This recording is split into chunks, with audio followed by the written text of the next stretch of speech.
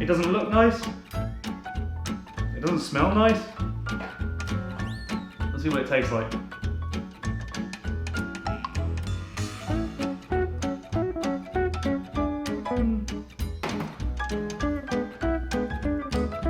It doesn't taste nice.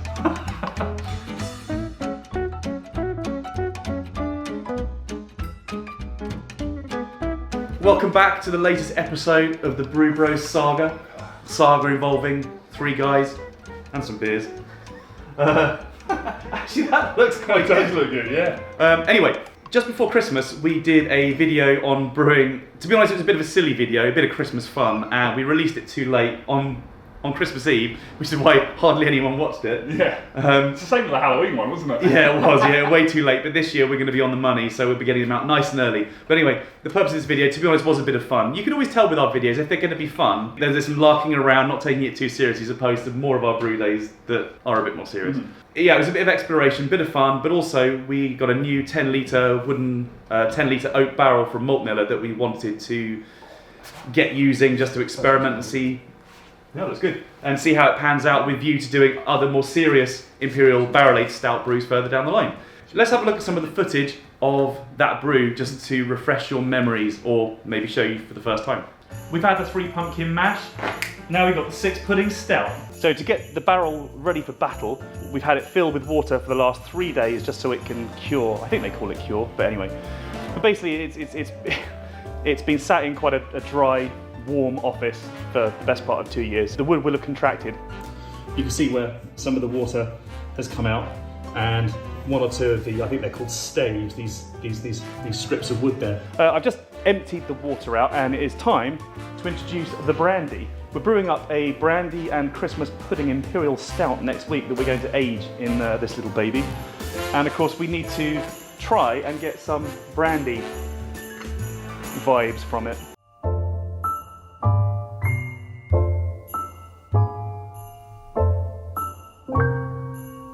What's the issue here? Huh? Oh, no. What's the issue? No issue. No. We haven't. It's quite a thick mash, isn't it? I just want to say I wasn't involved in recipe development on this one. No, this is Gandhi. So that's why you always leave it to me. Gandhi's on the road to redemption with his stout. Okay, the big moment, people. 2 100-gram, 6-month aged Christmas puddings. It's the 60-minute pudding edition. Plop it in then. Right.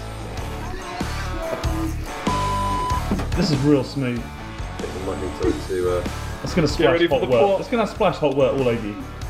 And I for one will laugh. There we go, pudding number 1. Gandhi, I'm starting to think this is your first 6 pudding stout. Pudding number 2. So when we use the dry hop pudding, the dry pudding, when we go for the dry pudding edition, we might want to sanitise a knife or spoon and loosen it before we plop it in. So what size are these aroma puddings? The aroma puddings are 400 grams. 400 grams each? They do not look 4 times bigger than the little. Calling them liars? Little Oh, you're calling them liars? I am calling Mr. Sainsbury's a liar. Don't care for the fact that you 2 guys have lost your hats. Right, what do we think's going on here, Gandhi? You got a stuck hop spider? Pudding spider. Pudding spider, sorry. A stuck pudding spider. I think it's all the pudding sticking to the bottom of it. I don't know if you guys have seen, but there's been a bit of a slick on top of the wort, which we suspect is probably the dairy content of the pudding. I guess there's some butter in there. Definitely I haven't made a butter, Christmas pudding since, well, never. I mean, it looks like a bad curry Sunday, doesn't it? We've ended up with a little less wort than we planned. I'm not less work. But to be perfectly honest, the barrel only takes 10 litres and we were aiming at a 15-litre batch, weren't we? Yeah. So actually we're going to be fine. We'll just have Yeah, to I think we'll have enough for the barrel, which is the main thing. yeah, that is the main thing. We'll just top it up with brandy, eh? 2 weeks later. The brandy's been removed. It's definitely taken on a darker colour as a result of the char inside the barrel, which is good. And certainly smells it as well, so I think that's actually made that brandy better. So the barrel at the moment it's been sat there for half an hour with hot water around about 90 degrees just to sanitise the barrel. It's not appropriate to use Star San or Chem San or sodium bicarbonate or any of these kind of sanitizers with the barrel. It's best just to use hot water to sterilize it and get it ready. The smell coming out of the barrel while we're getting rid of that hot water is definite brandy. And there's some serious oakiness as well, so high hopes. I hope I haven't lost too much of that brandy oaky goodness. Right, that's emptied out. Let's get our sanitized funnel out and put some of that brandy back in.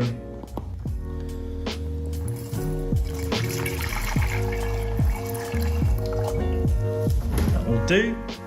It's about a cupful.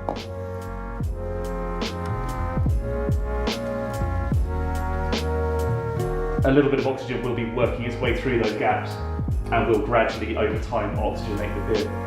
This is only really suitable for high ABV beers, Belgian beers, stouts, and if you want to add a bit of funkiness to your beer, so things like sours and wild ales, probably goes too, I imagine. There we go. In goes the plug. There we go. And in it goes at cellar temperature, 14 degrees. One eternity later. Here we are back in the brew shed, and it's time to keg our barrel-aged stout, Christmas pudding stout. It's had 3 months slumbering in there at around about 14 degrees. So just to talk about quickly the array of stuff that we've got. We've got obviously the barrel, medium char, so you know it's good. We've got a 10 litre R2D2 corny keg. A spray bottle of sanitizer. We have a tube, a silicone tube we selected to go around the, what do you want to call that, the barrel of the tap.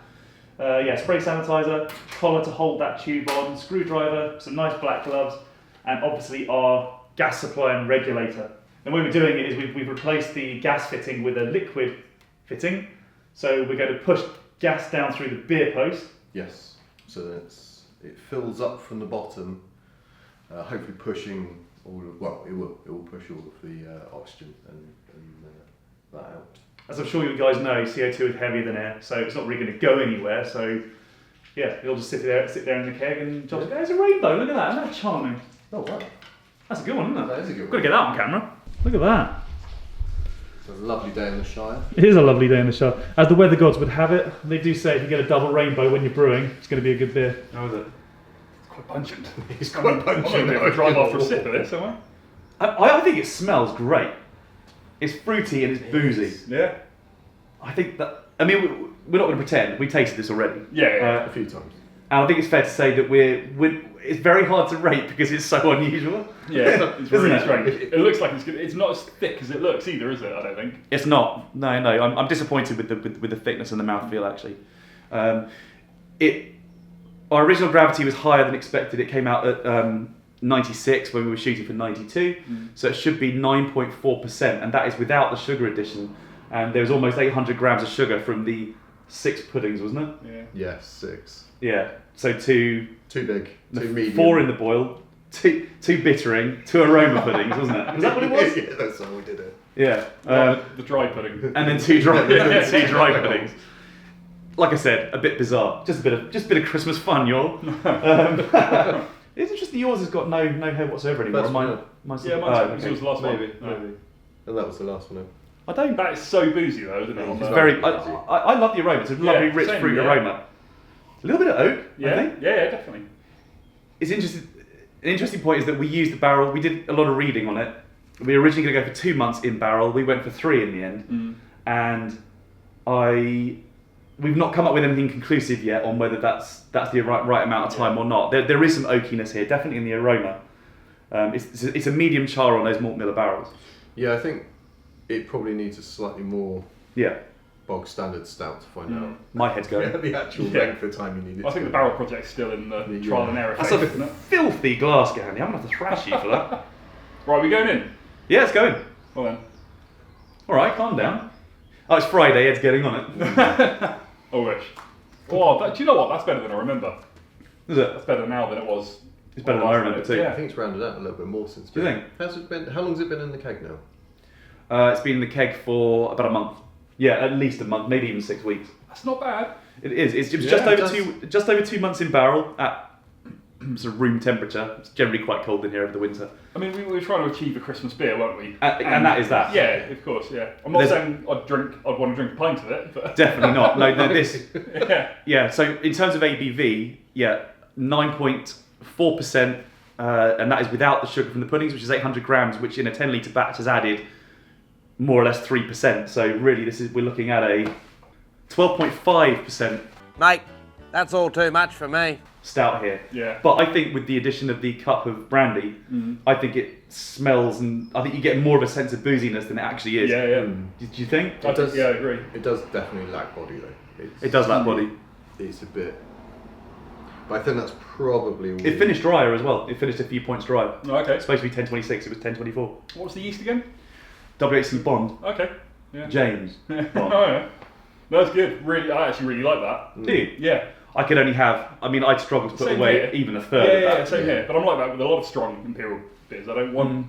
You don't want loads. Well, I personally don't like loads of it. Yeah. Couldn't drink more than half of this would be the absolute limit. I think for me. I don't get much oak on the taste. I get it more on aroma. Yeah. I reckon for the next one, we're teeing up a big imperial stout next, a clone of Siren's Dark and Perilous. I think for that, we'll probably be looking at 6 months in barrel maybe, just to try that, to hopefully have it ready for Christmas this year. Yeah. I mean, that'd be great. We can get a keg of that. Yeah. We'll have people queuing up to buy it. If you want to taste this for yourselves, next Friday, the 17th of May, we're having one of our homebrew meets. It's going to be on tap, and to be honest, we want to get rid of as much of this as possible. Yeah, We've got stouts queuing up for the taps at the moment. So come on down. You get it's a nice sort of mulled spice quality, dry fruit quality. It's definitely fairly fruity. It's fruity. fruity Raisin really stands out for me. It was Definite brandy. Oh yeah. Oh, you get the brandy coming. I get oak on aroma. I don't get oak on taste really at all. No. And kind of overall character, it's a bit thin and a bit. I wonder if the oak's kind of overpowered by all of the other flavours in it. So it's probably there, but you just can't taste it because of brandy. Fruit and the spices kind of overpower that kind of. Yeah. That's good. I'd like it sweeter. I think a stout like this should be 10.35 probably. 10.30 between 10.30 and 10.40. Yeah, I agree. And that's what I'll be going for on the. Sorry, was. You're doing a dark and perilous too, aren't you? Well, I was thinking, I mean, we you have a brew off. We're gonna have a brew off here. What about you? Do you want to get involved in this? He's already won the ball off, so we might as well do a brew off. Right. You quite clearly have. Take that hat off. Hat's down on. Who loves you, baby? Yeah. So anyway, we thought you guys would find the sort of our initial barrel exploration interesting, because that's really what this was all about. The barrel is now back in the rack, and it's got a couple of litres of brandy in it that we slosh around, so probably in a couple more months we'll use that. And I think the longer those barrels sit with spirit in them, the more they're going to impart that. Because we've got another one. The one we're using for Dark and Perilous currently has wild turkey in it, 2 litres of wild turkey. I need to get a barrel for mine. Yeah, so you're way off the pace there. We're going to get this going for Christmas. Yeah, so in terms of the Christmas pudding recipe, I'm 50-50 on it, to be honest.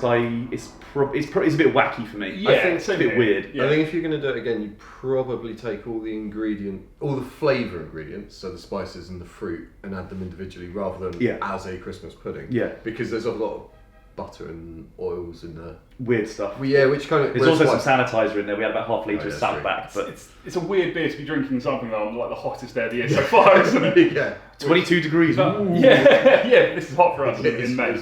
But I reckon something like this, if you had a barrel, I reckon if you had a bar and you had this in December, I think we would. In December? I think I'd like it warmer as well. It's at 6 degrees. Just gimmicky novelty. Yeah. It is a gimmick. I'd like it more like 10, 11 degrees. But it's at 6 at the moment in Arquiza. Probably about, 10, 11 in your clammy little hand. Yeah, probably. Anyway, so make of that what you will, sports fans. This year's Christmas video is going to be a belter, and we're going to have it out a couple of weeks before Christmas, and you will not want to miss that one. Well, I was talking about Christmas in May.